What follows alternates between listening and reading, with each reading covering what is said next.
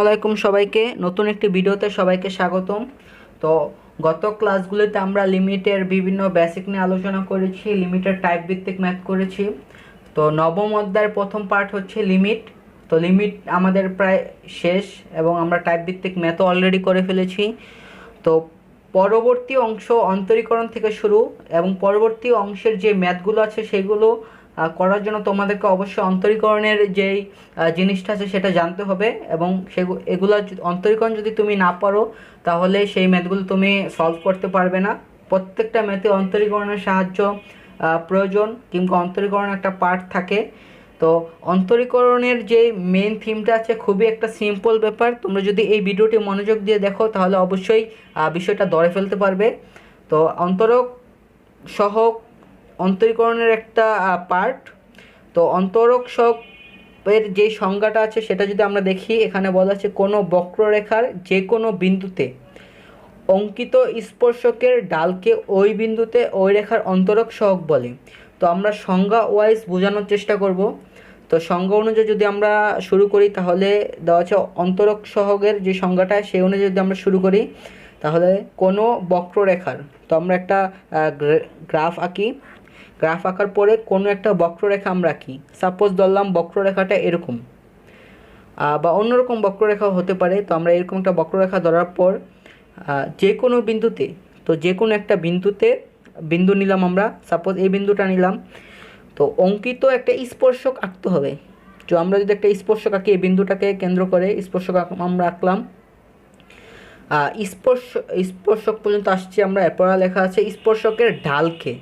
তো এই স্পর্শকের আমরা এই যে স্পর্শক আছে সেটার আমরা ঢাল নির্ণয় করতে হবে।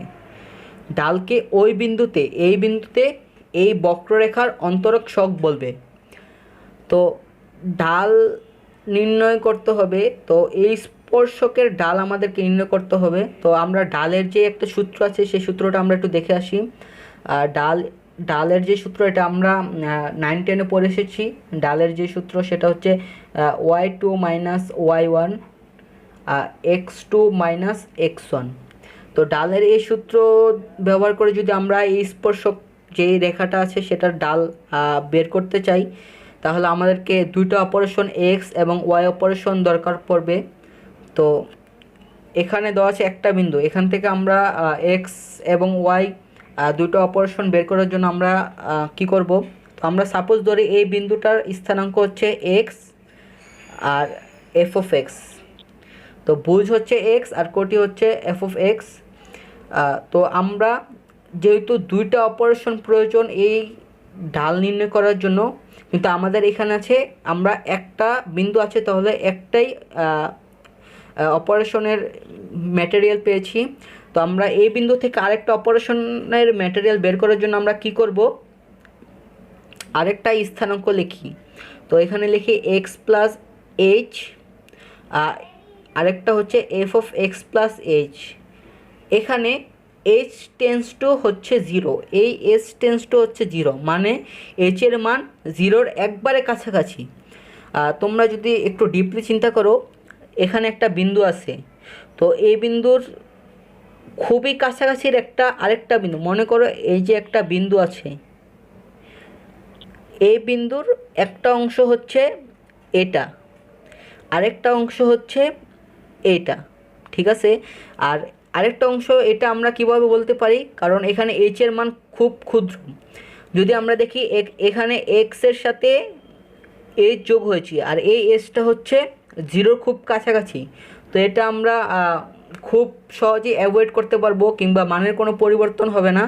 আর পরবর্তী যেটা আছে এটা হচ্ছে এখানে আছে এফ অফ এক্স আর এখানে হচ্ছে f of x plus h, আর এইচ হচ্ছে 0-র কাছাকাছি। তো এই এইচের মান আমাদেরকে যেই মূল ক্যালকুলেশন আসবে সেখানে কোনো প্রবলেম করবে না, কিংবা অন্য একটা বিন্দু প্রেজেন্টেশন করবে না। এই বিন্দুর ভিতরেই আমরা থাকতে পারবো যদি এইচের মান 0 হয়। তো আমরা যদি ডালের এই রেখার ডাল বের করি তাহলে আমরা অপারেশনের মানগুলো বসিয়ে দিই। y2 হচ্ছে f of x plus h, আর y1 হচ্ছে এফ অফ এক্স। তো y1 এফ অফ এক্স বসিয়ে দিই, আর এখানে x2 মাইনাস x1। তো x2 হচ্ছে এক্স প্লাস এইচ আর এক্স ওয়ান হচ্ছে এক্স। তো আমরা ক্যালকুলেশন করি তাহলে দাঁড়াবে f of x plus h minus f of x, আর এখানে যদি ক্যালকুলেশন করি তাহলে থাকবে শুধু এইচ। তো এখানে এই যে আমরা একটা ডাল নির্ণয় করেছি, তো এখানে একটা শর্ত আছে, সেই শর্তটা হচ্ছে এইচ টেন্স টু জিরো। যদি এইচের মান শূন্যের কাছাকাছি না হয়, যদি 1 হয়ে যায়, তাহলে এই যে স্থানাঙ্ক আছে এটা কিন্তু এই বিন্দুটাকে প্রেজেন্টেশন করবে না। এটা যদি এ যদি এইচের মান 1 হয়ে যায় তাহলে এটা একটা এই বিন্দু থেকে একটু দূরবর্তী চলে যাবে, তাহলে আমরা এই বিন্দুরই ডাল বের করা হবে না, কিংবা আমাদের যে প্রসিডিউরটা ইউজ করছি সেটা ভুল হয়ে যাবে। তো এইচের মান যেহেতু জিরো, তাই যদি এইচের মান জিরো হয় তাহলে এটা সত্য হবে। তো আমরা এই লিমিটিং ভ্যালুটা ইউজ করে দেব, limit h tends to zero. তো এই যে আমরা একটা ফর্মুলা পেলাম, এটাই হচ্ছে মেনলি অন্তরীকরণের ফর্মুলা। তো অন্তরীকরণকে বোঝানো হয়ে থাকে ডি বাই ডি এক্স দ্বারা, আর এখানে যে ফাংশনটাকে অন্তরীকরণ করব সেই ফাংশন থাকবে। তো এখানে আমরা এটাকে ডিরেক্ট এটা লিখতে পারি, limit s tends to zero f of x plus h minus f of x divide by h. তো এই যে ফর্মুলাটা আছে এটা তোমাদেরকে যদি মুখস্থ রাখো তাহলে তোমরা মূল নিয়মে বিভিন্ন ফাংশনের অন্তরীকরণ বের করতে পারবে। তো অন্তরীকরণের মেন থিম হচ্ছে এটা যদি তোমরা ভালো করে বুঝতে পারো তাহলে আশা করি পরবর্তী যেই ম্যাথগুলো সলভ করে সেখানে তোমাদের কোনো প্রবলেম হবে না। তো আজকে আমরা এই ভিডিওতে দুইটা মূল নিয়মে অন্তরীকরণ করব, যেগুলো দেখলে তোমাদের অন্তরীকরণের মূল থিমটা আরও ক্লিয়ার হয়ে যাবে। এখানে আমরা দুইটা ম্যাথ দেখতে পারতেছি, তো আমরা এগুলো সলভ করলে আরও ক্লিয়ার হয়ে যাবে। তো আমরা প্রথম ম্যাথটা সলভ করি। তো এখানে দেওয়া আছে d by d x x to the power n. তো এটার মানে হচ্ছে এই এক্স টু দি পাওয়ার এনকে আমাদেরকে অন্তরীকরণ করতে হবে। এই ডি বাই ডি এক্সকেই মূলত অন্তরীকরণ বোঝানো হয়ে থাকে। তো আমরা যদি এটা সলভ করি মূল নিয়মে, তো মূল নিয়মের যে ফর্মুলাটা আমরা দেখে এসেছি সেখানে আমাদেরকে যেই প্রসিডিউরটা অনুযায়ী করলে আমাদের ফর্মুলা আমরা ব্যবহার করতে পারবো। তো এখানে আমরা এই পুরোটাকে আমরা ধরি এফ অফ এক্স, একটা ফাংশন ধরি x to the power n. তো মূল নিয়মে করার জন্য আমাদেরকে এর সাথে আরেকটা ফাংশন ধরতে হবে x plus H x to the power N x to the power x plus h to the power N. মানে হচ্ছে এটাকে যদি আমরা এফ অফ এক্স ধরি, তো F of x plus h হবে এক্সের সাথে আমরা এক্স যেখানে আছে সেখানে আমরা এক্সের সাথে প্লাস এইচ বসিয়ে দেবো। তো আমরা নিয়ম অনুযায়ী x plus h to the power N বসিয়ে দিচ্ছি। তো আমরা যে ফর্মুলাটা আগের স্লাইডে শিখিয়েছি সেটা হচ্ছে d by d x to the power d by d x. যদি এফ অফ এক্সকে অন্তরীকরণ করি তাহলে এখানে আসবে limit h tends to zero f of x plus h minus f of x divide by h. তো আমরা এই সূত্রটাকে গত স্লাইডে দেখে এসেছি এবং প্রমাণ করেছি। তো আমরা যেহেতু এটা অন্তরীকরণ করব, তো আমাদেরকে এই সূত্রটা ব্যবহার করতে হবে। তো আমরা সূত্র অনুযায়ী limit h tends to zero, তো এখানে f of x plus h এর মান বসিয়ে দিই। F of x plus h এর মান হচ্ছে x plus h to the power n, আর এফ অফ এক্স এর মান হচ্ছে minus x to the power n, আর এখানে ডিভাইড বাই এইচ। তো limit h tends to zero, তো আমরা এখান থেকে একটা x to the power n বের করে নিয়ে আসলে থাকবে x to the power n one plus h by x to the power n minus x to the power n divide by h. Limit h tends to zero, তো এই x to the power n আর এই x to the power n থেকে আমরা x to the power n common নিতে পারি। তো এখানে থাকবে x to the power n, আর এটা one plus h by x to the power n, আর এখানে মাইনাস ওয়ান। এই দুইটা রাশি থেকে আমরা x to the power n common নিচ্ছি আর divide by h. Limit h tends to zero x to the power n, তো এখানে one plus h by x to the power n আছে। তো এটাকে আমরা দ্বিপদী বিস্তৃতির যে একটা ফর্মুলা আছে সেটা ইউজ করে ব্যঙ্গে লিখতে পারবো। তো এটাকে যদি আমরা ব্যঙ্গে লিখি দ্বিপদীর ফর্মুলা অনুযায়ী one plus n h divide by x plus n into n minus one divide by two factorial h square by x square, এইভাবে অসীম পর্যন্ত চলতে থাকবে। তো আমরা ব্রেকেট দিয়ে ক্লোজ করে দিই, আর এখানে থাকবে minus one divide by h. তো limit h tends to zero, minus one আর এই মাইনাস ওয়ান ভ্যানিশ হয়ে যায়। তো এখানে থাকে x to the power n n h divide by x n into n minus one divide by two factorial, আর এখানে h square divide by x square থাকবে, আর এটা অসীম পর্যন্ত চলতে থাকবে। তো আমরা বাকিগুলো আর না লিখি, এখানে এইচ দিয়ে ক্লোজ করে দিই। তো limit h tends to zero যদি লেখার পর আমরা যদি এই এইচ দিয়ে এটাকে মানে এর রাশিটাকে ভাগ করি, তো এখানে থাকবে শুধু x to the power n. আর দেখো যদি এই এইচ দিয়ে এই এইচকে ভাগ করি তাহলে থাকবে এন ডিভাইড বাই এক্স, আর প্লাস এই এখানে কোনো এইচ নেই কিন্তু এখানে এইচ স্কোয়ার আছে, তো এইচ দিয়ে যদি এইচ স্কোয়ারে ভাগ করি তাহলে থাকবে n into n minus one divide by two factorial.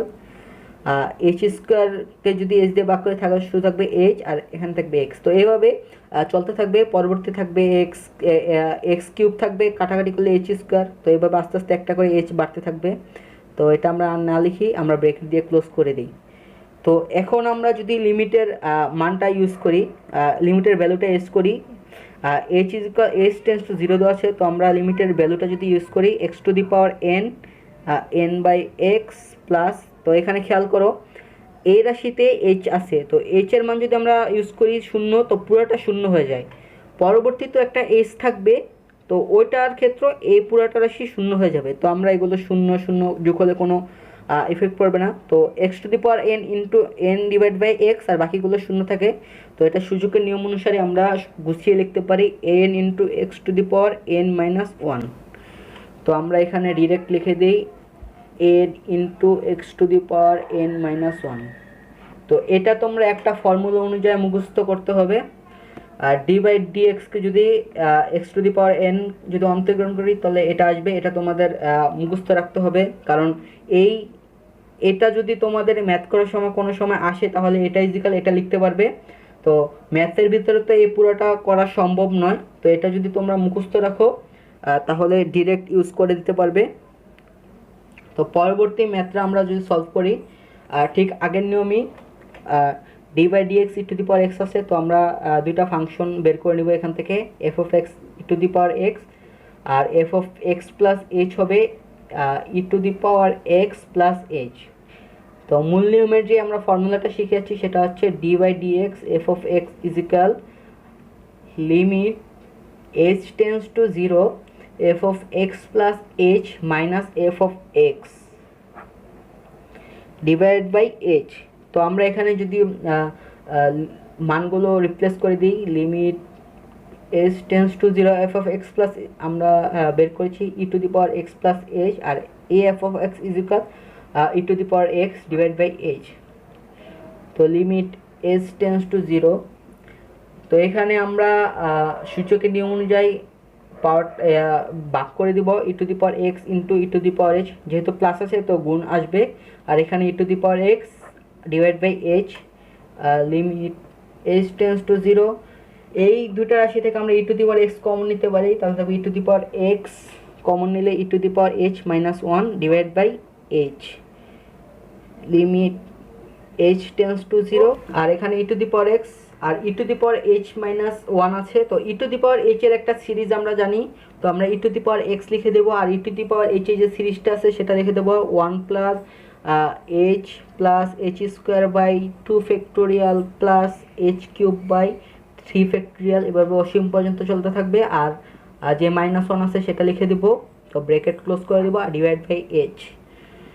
Limit h tends to zero, তো এ মাইনাস ওয়ান আর এ প্লাস ওয়ান ভ্যানিশ হয়ে গেলে থাকবে e to the power x h plus h square by two factorial plus h cube by three factorial plus dot dot infinity পর্যন্ত divide by h.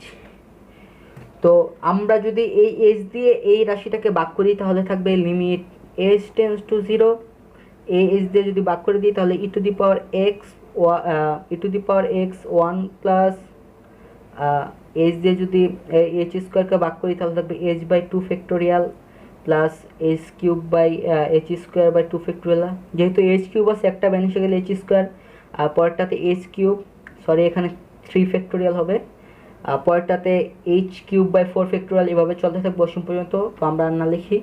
তো এখানে আমরা লিমিটের যে ভ্যালুটা আছে সেটা যদি ইউজ করে দিই, তো এখানে যদি জিরো আসে তা পুরোটা জিরো এসে পড়বে, এটাও পুরোটা জিরো এসে পড়বে।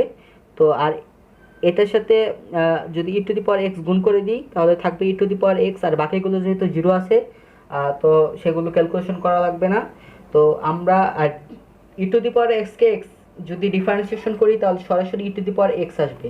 তো এটা আমাদেরকে অবশ্যই মুখস্থ রাখতে হবে। এটা আমাদের ম্যাথ করার সময় যে কোনো লাইনে আসতে পারে, তো আমরা সরাসরি এটা ইউজ করে দেবো। পুরাটা কোনো ম্যাথের লাইনে করা সম্ভব নয়, তাই আমাদেরকে এটা মুখস্থ রাখতে হবে, ডিরেক্ট ইউজ করতে হবে। তো আজকে আমরা দুইটা ফাংশন মূল নিয়মে অন্তরীকরণ করেছি। তো পরবর্তী ভিডিওগুলোতে আমরা আরও কয়েকটা ভিন্নধর্মী ফাংশন অন্তরীকরণ করব। এরপরে আমরা ত্রিকোণমিতিক যে ফাংশনগুলো আছে সেগুলো করব। তো আজকে এ পর্যন্তই থাকবে, পরবর্তী ভিডিওগুলো অবশ্যই দেখবে। আর লিমিটের যেই বেসিক ধারণাটা সেটা অবশ্যই প্রয়োজন পড়ে এই মূল নিয়মে অন্তরীকরণ করার জন্য। তোমরা আশা করি ভিডিওগুলো বুঝতে পেরেছো। তো আজকে এই পর্যন্তই থাকবে, ধন্যবাদ।